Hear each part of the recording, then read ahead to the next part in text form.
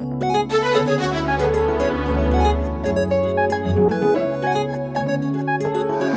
sign of you.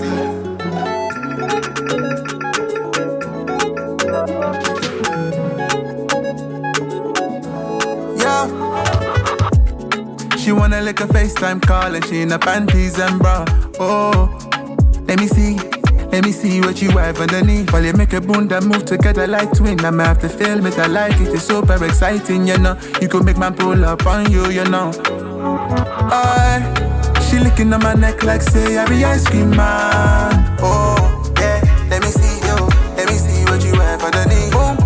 I am not a pilot, but I'm flyer than your average man. Oh, yeah, let me see what you have underneath.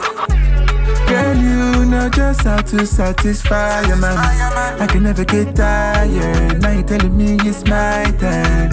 Execution so smooth.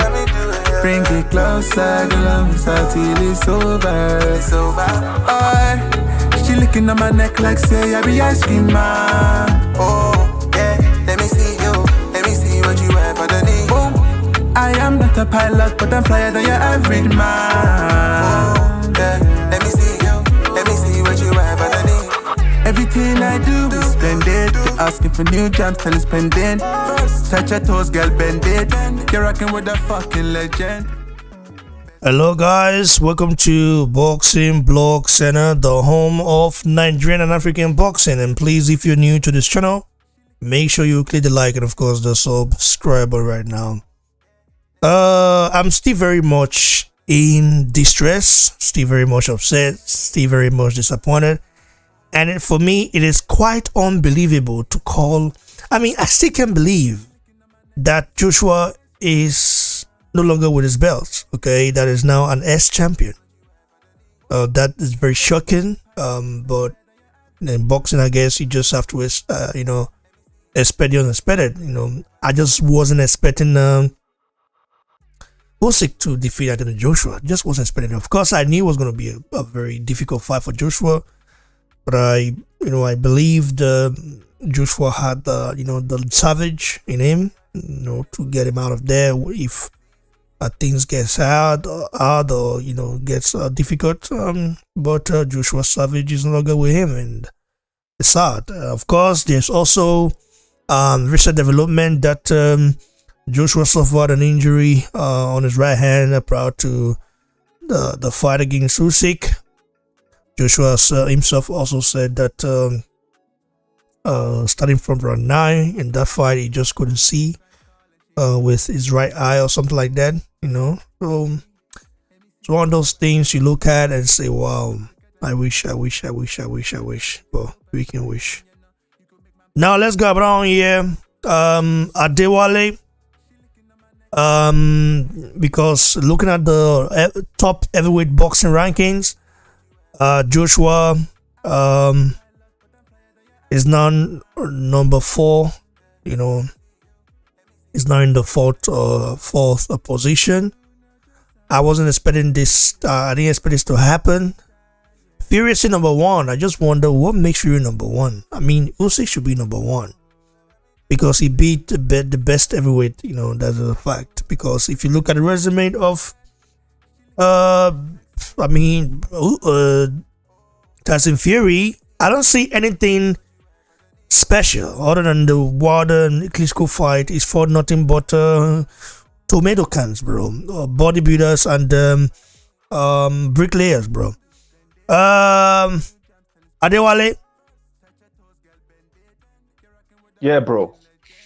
The heavyweight rankings, Joshua ranked number 4 behind Deontay the Bronze Bomber Wilder, who is of course ranked WBC number 1. Usyk number 2 now. The current is that box rec? No, it's top heavyweights.com ranking, bro. Oh, okay. It's not a surprise to me. I mean, AJ has 2 losses on his record. He has become the unified champ twice now. If you consider what the other guys have done, Wilder, Fury, then the rankings in itself might not be too bad. Okay, Deontay Wilder has always been ranked very high because he has 10 title defenses, and he was the champion for 5 years, WBC. Fury came and took the title away from him. So that placed Tyson Fury above him. And AJ went losing his title, regaining it back. When he lost the title the first time, he was ranked number 3, I believe, under Wilder and Fury. And then now he's ranked number 4 because Usyk has taken over his position. So I don't think the ranking is bad, to be honest with you. I feel like that is expected. Thanks, but also, looking at Joshua signing a lifetime contract with Eddie Hearn before one of his biggest fights, was that wise? You know, I said it that I didn't agree with it. Could that be because I don't know, man. Is Eddie Hearn part of the reason why he wasn't 100% focused? Because he was all over the place in terms of like people were trying to get it, get a service on their platform. Eddie Hearn wanted him to sign the contract, to get it over with in a way, and kind of under pressure in a way, like just sign a new deal, a lifetime deal, and that happened last night. I don't think Joshua expected to lose. I don't think he wasn't expecting himself to lose, or he didn't expect to lose that fight. However, he did, and I think that was a shock for him. Bro, the thing is, ultimately, the blame falls back on Joshua for losing the fight the way that he did. And like I've been saying for the past few days, if you are going to lose in a fashion that shows that you are trying to win. He did not show that he was trying to win. So we're going to have to put the majority of the blame on Joshua. But as far as Eddie Hearn's influence on his career is concerned, oh yeah, Eddie definitely had some part to play in this loss. And a part of me is actually happy because the loss is going to affect Eddie as well, because I don't like Eddie. I've never liked Eddie. I've always said AJ, as quick as possible, he needs to disassociate himself from Eddie Hearn and grow his own brand by himself. Bro, you don't need to be under Eddie Hearn throughout the rest of your career. I completely disagreed with the contract that he signed, a lifetime contract with Eddie Hearn. Now, a part of me is also happy that he signed a contract, especially if the contract contains clauses that puts him in a position of winning, in a position where, man, he can fight anybody, tomato cans, taxi drivers, and still get paid a guarantee of $15 million, $20 million. I will be happy that he signed that kind of contract, because now Eddie is going to be the one losing. I don't like Eddie, okay? If anybody dislikes me for not liking Eddie, that's your business. Me, I don't like Eddie. I want that guy out of my face. I don't want to see Eddie Hearn, bro. He is nothing but an opportunist, a liar, okay? And Eddie Hearn definitely had a negative impact on Joshua's career in the last fight, okay? In the beginning part of his career, definitely he helped Joshua make a lot of money. That was commendable. He helped avoid the tough fights that Joshua should have been in. Maybe if he had those tough fights, we wouldn't be having this conversation of him losing to Usyk. But because Eddie Hearn was carefully maneuvering the division, making sure that Joshua fought like Carlos Takam, Joseph Parker, and all these other guys, and he would sell it to the boxing world like, oh, do you guys not realize AJ has been fighting the topmost competition in the division? He's fought what are you saying, bro? Is it Takam a good fight? What do you mean by that? What do you mean by that? If Deontay Wilder fought Takam, Parker, and all these guys, you guys will call him bums. You call them bums. Bro, okay? are you saying the extremist AJ fans? No. I don't agree. I don't agree with you there. No. Hold on. Let me say something, brother. You are saying Parker is not the extremist Anthony Joshua fans will call Carlos Takam, Joseph Parker, and everybody that Joshua fought bums. Okay, bro, let's not even pretend like that's a lie. That's a lie, bro. That's a lie. That's a lie. What? That's a lie. I don't agree with you on that, bro. Parker is a former WBO world champion who beat Usyk. Who beat who beat Ruiz. Okay, and just because Parker looks average right now doesn't mean he was like that. Parker is an elite fighter, bro. Okay, when Joshua fought him, Parker is not. I'm sorry to say, bro. Parker is not elite. I don't consider him as elite because if there was only one title in the heavyweight division, guys like Joseph Parker would have never become champions. It's today's world that allows these types of people become champions.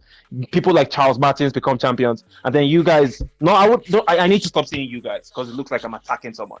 But the extremists are going to overhype them. My brother, you can speak your mind. You're not attacking me because I am basically defending myself as well. I'm defending defending justice and what is right as well. What I'm seeing right here from your statement is that you are kind of saying that like Joshua was spoon-fed by Eddie Hearn, you know, bro. Joshua took those fights, and he took those fights. Listen, why didn't Wilder fight Parker then? Because Joshua stole him from Parker. Stole Parker from him. Eddie Hearn stole Parker from Wilder. That's exactly what happened. Parker actually came to the fight, Wilder versus Gerald Washington. He was supposed to fight Wilder next, and all of a sudden, he's signing a contract to fight Joshua. How did that happen? Because he knew that if he fought Joshua, he was taking less risk and he was going to get paid more. That's exactly what happened.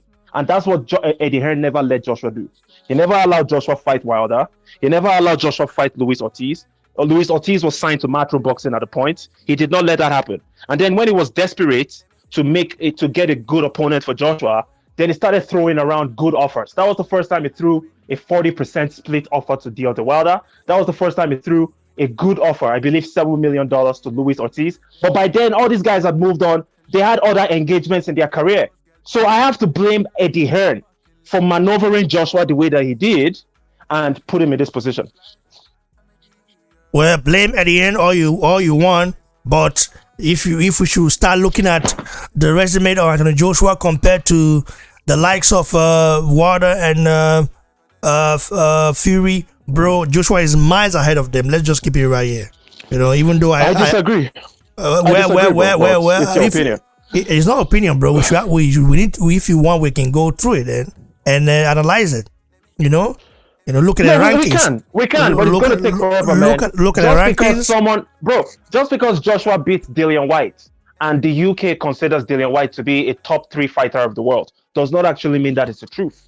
Dillian White is not that good. Dillian White is top 5 easily. He's not that good, bro. He's top 5 easily. Bro, what are you saying? He's not top 5 easily. Bro, he's top 5 easily. What are you saying? Dillian White loses to Daniel Dubois. Today, he loses to Dubois. Dillian White loses to Dubois that quit against Joe Joyce. Bro. Do you think Joe Joyce doesn't beat Dillian White? Do you think White beats Joyce? All these guys beat Dillian, bro. We need to stop pretending like these guys are better than what they are. Bro, you just don't like Dillian. Dillian is a proper fighting man, bro. Let's keep it I like Carlos Takam, right? Do you consider Carlos Takam elite? Even when Joshua beat him, and Eddie Hearn was selling it to the rest of the world like, oh, Joshua beat Takam, beat Parker, beat Molina. The same Molina that everybody say, oh, Wilder is a bomb for fight. Wilder is a bomb and he's only fighting bombs. He beat Molina, but Molina was a bomb when Wilder beat him. But all of a sudden, he magically becomes a great fighter when Eddie Hearn tells us that he is. Man, we need to choose one side, bro. Joshua's resume is good. When did Eddie Hearn say Molina is an elite fighter? When did he say that? In many interviews. Bro. No. I don't think he said it. I don't think he called Molina elite, bro. I don't see. He has. Eddie Hearn has done that, bro. Eddie Hearn has done that. We just can't start digging into YouTube to find these videos. Eddie Hearn has said so many crazy things that the fans kept running along with for the longest time. But I just hope Joshua can learn from this and somehow fix the mistake, come back, bounce back, and win the rematch against Oleksandr Usyk. But Eddie Hearn definitely has some role to play in his defeat. Well, that's your opinion. I mean, Eddie Hearn, I don't trust Eddie Hearn like that. Ever since he dropped Marty Bakole and some other guys, he dropped on without without I don't know if he had a reason to do that, but however, it's just like because they don't sell like that, I think that's wrong. Let's go down here. Isioma is here with us right now, and Isioma, first of all, I want to get your take on the recent developing news or rumors. That Anthony Joshua suffered an injury on his right hand before prior to the Usyk fight. Sources, of course, told me, and it's what do you make of that first? First and foremost, good to be back to the family. Nice to be on this platform with you again, Ray, Taya, Jagbe, Ade. I was about greeting Essay, but Essay seems to have hibernated. Uh, you see, no fighter comes into the fight ring 100% fit. None. There always is one sort of injury or the other. It's just that we hope the injury does not become as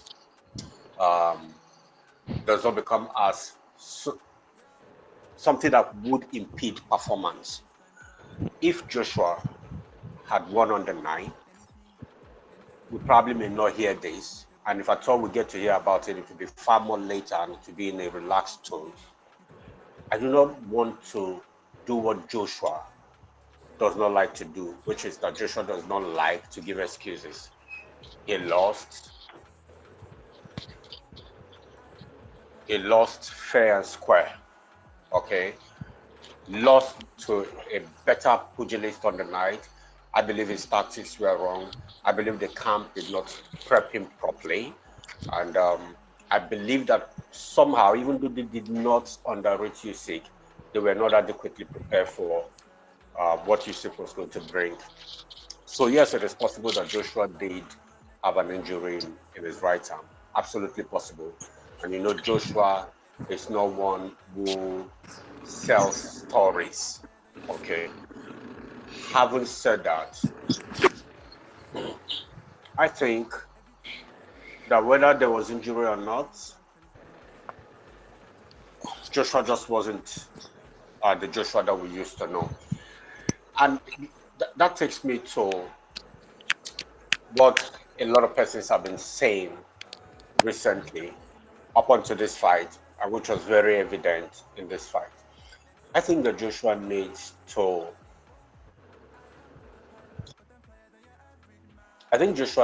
separate the good guy outside the ring from the fighter in the ring.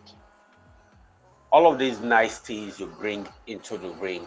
Look, Usyk is an amazing fellow, isn't he? Usyk is a fantastic dude. But do you see him being a nice dude in the ring? No. He goes in there, he does his business, he gets out. Joshua has always been a nice dude. But up until he fought Andy Ruiz, he wasn't a nice dude in the ring. He was brutal. Excuse me. The Joshua I used to know was one that even when the referee is, separating them, he's pushing the referee's hand to go meet the fighter. I don't know if anybody was observing that. That's the Joshua I used to know. Perhaps the hunger is no longer there or is dying off. The bite perhaps is dying off. I think he's becoming more of a business fellow than a fighter that he should be. Did he hold his own against Usyk? Yes, I think he did. But did he actually give his best? Absolutely not. Joshua did not even give up to 30%. I do not understand how it is that Joshua was prepped to come box with Usyk. That you outbox Andy Ruiz is understandable. Andy Ruiz is not a boxer, he's a brawler. Okay? We understand that you can't go to Ruiz to brawl him and overcome him. So yeah, that made sense. But Ruiz is flat on his feet. How did you get to do that against Usyk? It still beats me whole, to be very honest with you, and still is very disappointing. I want to hope that the camp, whether it still remains this particular camp or Joshua changes trainers, I want to hope that they see all of these and get to work on it. Having said that, I would like to. I don't quite agree with Adewale. All right, this this dude has been with AJ all this while. That's what's his name now? The promoter. Remind me, Eddie Hearn, yeah. Eddie Hearn has been with AJ right from the start. Eddie Hearn was there when AJ was picking the belts and unified the division. Eddie Hearn was there when AJ lost and got, to unify the division again. How was it that the bad luck factor of Eddie Hearn was not affecting AJ all this while? How could it be that because he signed a new contract with Eddie Hearn to be there for all of his career, and then AJ went to lose, that became pinned on Eddie Hearn? I don't see the connection at all. And I also do not agree that Eddie Hearn was throwing to AJ easy picks. I still believe, look, now we've accepted Wilder and AJ as ours, right? So it's not as though one is giving favoritism to one Nigerian over and above the other. And for whoever knows me, you know that I might like a particular sports person, but I will not be a fanboy. Before AJ lost that fight, in our chat room, I was already telling that I'm willing to accept the fact that AJ is going to lose this fight from the way they think. That's who I am. I do not have unavowed and unalloyed supportership. No, I'm not that kind of person.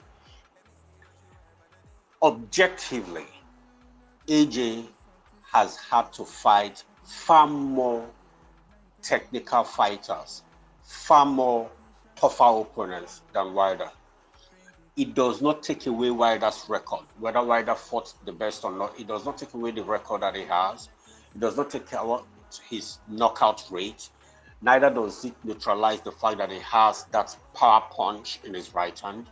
But truth be told, AJ has had far more resume than Wilder has got. It does not mean that Wilder will not be reckoned with in the heavyweight division. Oh well, right now, is he not even being ranked higher than AJ? AJ is fourth, he's third. Okay. And I agree to the ranking. I agree to the ranking because even though AJ has unified the division twice, I mean, he's lost twice. Wilder is in contention, okay, to grab the WBC belt. And so naturally, he should come to rank higher than AJ.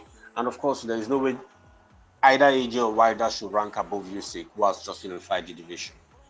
And I also agree that Fury should be ranked number one because he's yet to lose a fight. He has unified the division before. He's also holding the WBC. He's the only living heavyweight boxer who has clinched all the belts. I totally agree with the ranking, but I beg to differ from Adewale. Look, whether Parker wanted to fight Wilder and it didn't happen or not, the reality is that Parker didn't fight Wilder. Parker fought AJ, and Parker was the WBO heavyweight. Was it WBO, I think?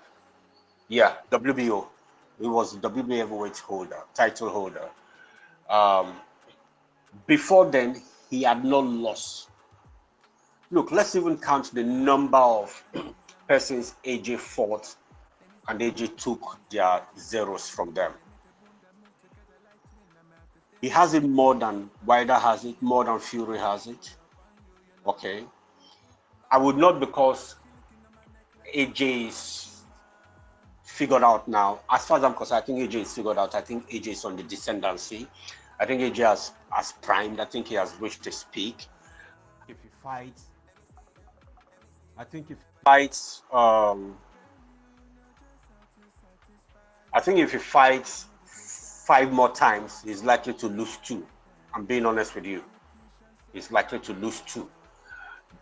But until those and his record is soiled, all right, let us stick with the fact that this dude has had the best of opposition. This dude has tested the water much more, not in terms of the number of fights, but in terms of the quality of the fight. This dude did not play around when anyone was thrown at him. He always said, and he always did act on what he says, that he's ready to fight anyone. But if I would also make an excuse for him, he also always says that he learns on the job. All right. It is sad that this is what has happened to AJ, but he's a good lad. He's a likable person. He's very personable, and I believe that the future can only be brighter, whether it is boxing or otherwise. But if I would advise, I know I said this the other time, Wike was like, oh no, he still has years ahead of him. Yeah, I know he has years ahead of him. But if I would advise, I think he should be tuning up more the business side than the boxing side, because the AJ I'm seeing since after Ruiz, one seemed to be one who has become too conscious of himself in the ring, conscious of being hit. It does seem to me that even though he can go the distance, he's very, very, he's fragile. He's fragile when he's touched. He's fragile when he's touched. And when he's touched, he seems not to have the ability to switch it up. I do not want to see AJ get beat up again, but it's the sport he has signed for. If he decides to continue, so be it.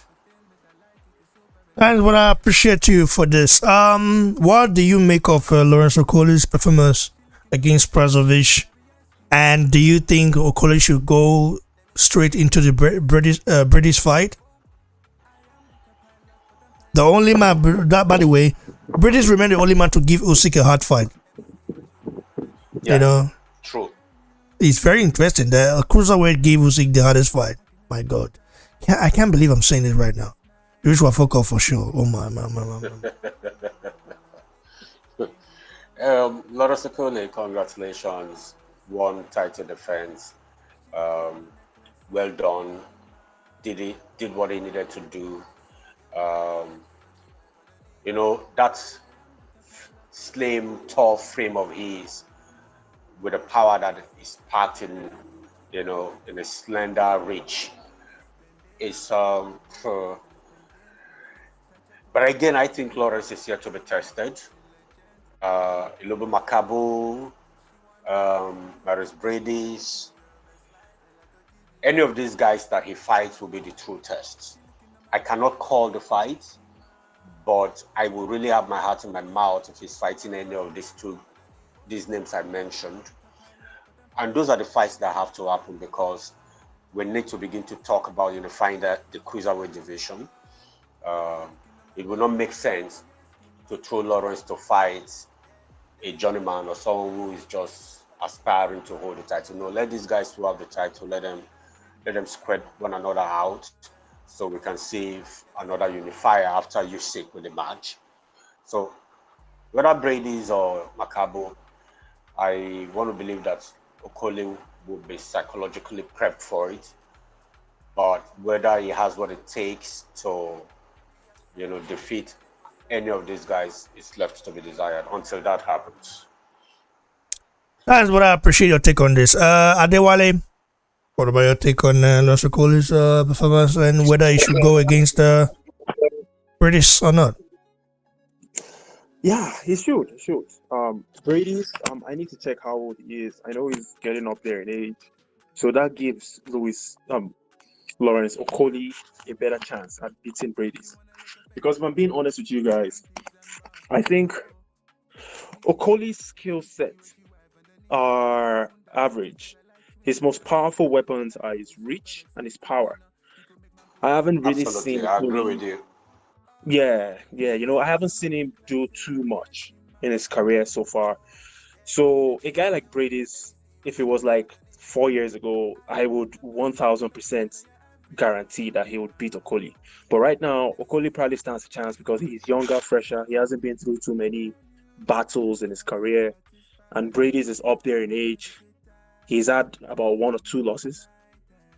Murray's Brady's. And I just feel like Okoli stands a chance. Man, take the risk, go for the fight, or maybe you take one Bro, of I the. think you're underestimating this guy. No, those guys are Slavic people, bro. Those Slavic people, they might be old, huh? They might be up there in age, but these guys they fight like gladiators, huh? So I think He's you're 30, like he's actually you're 36. you are Now that I'm looking, looking at it, bro. Usyk is 34 years old, and see what he did to Joshua, who is 31. Bro, we are talking about these guys right here. These guys, look at Klitschko for example. Still very much in shape. These Slavic people, they are strong-headed people. Look, because of the history. The Soviet Union and those kind of stuff. The way they train, the same with Russians. Although there are so many, of course, a lot of steroids is used as well, but most of their athletes, I don't. They hardly test positive for performance enhancing drugs, though. Although we know they use steroids in sometimes in some other sports because Russia has been busted in the Olympics for I mean how many times, bro? Like we know that.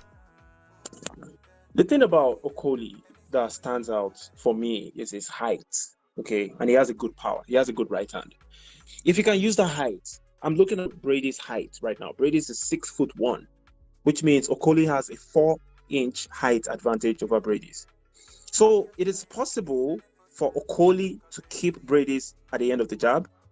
If he can do that, then he shouldn't have a problem. Brady's is not a known power puncher, a knockout artist. I mean, the guy has 19 KOs out of 27 wins, one loss. He is an elite cruiserweight, Marius Brady's. But Okoli, being younger, with that reach, if he can be trained properly on how to keep Brady's at the end of his jab, he might get the victory. He might get the split decision or unanimous decision victory. The only disadvantage that I see here for Okoli is he hasn't been tested. He hasn't gone into the deep waters.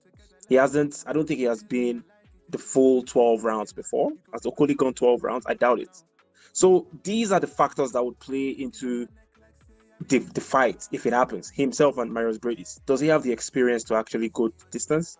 If it gets to like the championship rounds, around 10, 11, 12, what if Marius Brady's picks it up at that point? And Brady's is only 36 years old.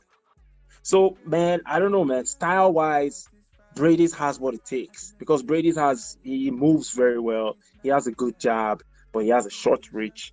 Okoli, on the other hand, he has a very good jab. He has a good right hand. He doesn't move excellently, but he moves decently. I don't know, man. I don't know. I feel like if I was Okoli's advisor, I would advise him to take the Brady's fight next if he cannot get another high-paying fight. If he can get a high-paying fight with a tougher opponent than the guy that he fought the last time, then he should go for that first before unifying with Brady's. Because going into Brady's is jumping into the deep end. Thanks, brother.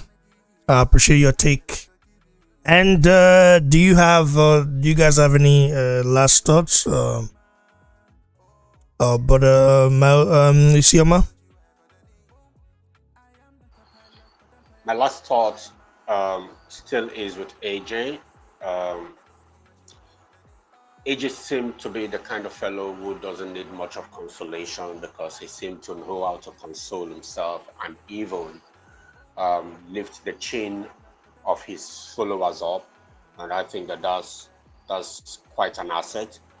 But I would fancy for AJ to do a lot of introspection.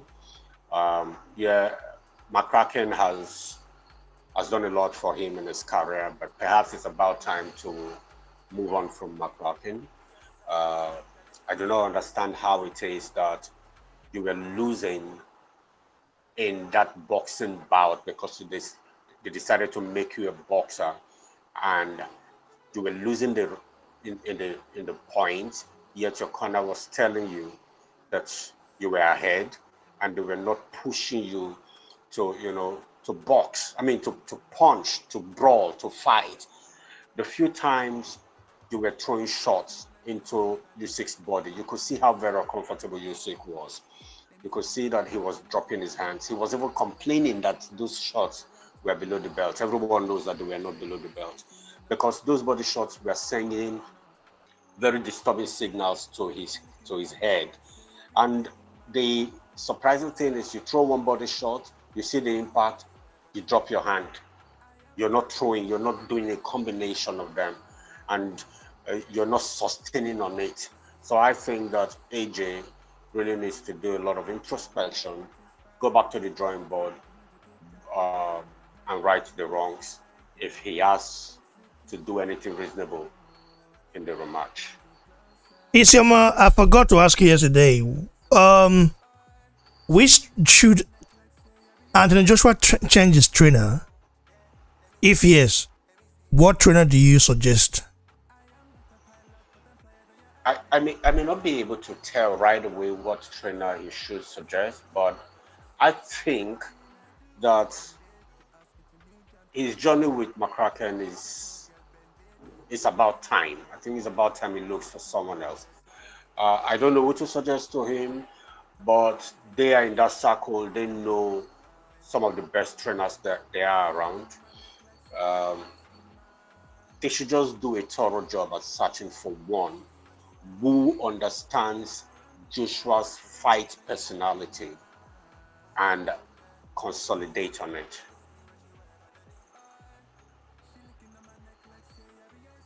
When you look at the likes of Buddy McGirt, the likes of Virgil Hunter, the likes of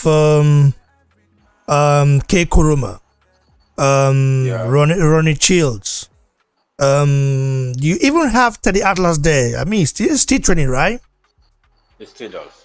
Yeah, like who do you think? Like even the Kronk style as well, you know. Fury's trainer. I don't think he would train Joshua, but that Kronk style would be very like if he wants to get that savage back. That was the name. I think that Kronk style would be very good. What do you think? Kronk style, yes. What's this guy's name? You mentioned him earlier on, Virgil Hunter. Okay. Any of these coaches that will bring you back to being a brawler. Because look, this fight made AJ look like an average fighter.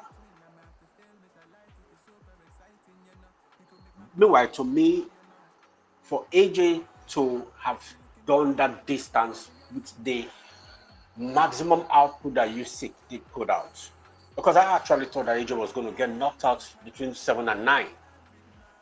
All right, so I give him his credit for going the distance. But if he had fought Usyk the way he fought Klitschko, for example, the way he fought White, you get hit, but you are hitting back, and you are really, really pushing the opponent to the limit. I think Usyk would either have been knocked out or would have retired. Because the few times AJ did really throw body shots, you could see it in Usyk's face. So trainers like Rockstar, trainers like Virgil Hunter, maybe K. Kuruma, these guys who would tune you back up again. Look at McCracken, look at his body language on that night. I wasn't seeing him charging AJ up. I wasn't seeing him.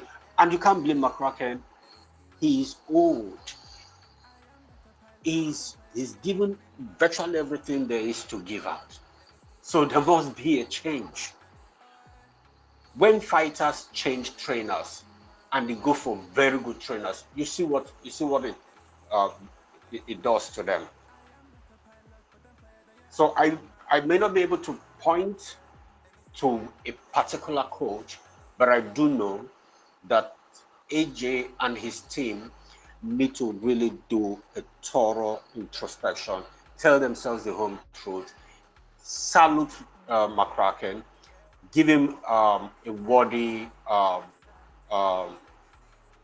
valedictory session, and then go get someone who is really going to tune up the lion in AJ again. Jude is 31 going on 32. He still has years ahead of him. All right, so he shouldn't be fighting now as though there's no fire left in him anymore, or there's no boxing left in his gloves any longer. So the earlier he does this, the better for him, really. Thanks, brother. I really appreciate your take on this, guys. Stay tuned for more exclusive banger right here. We'll be right back very soon. God bless you all. On my neck like say I be ice cream man. Oh yeah, let me see you. Let me see what you have underneath. Boom, I am you. Let me see what you have underneath.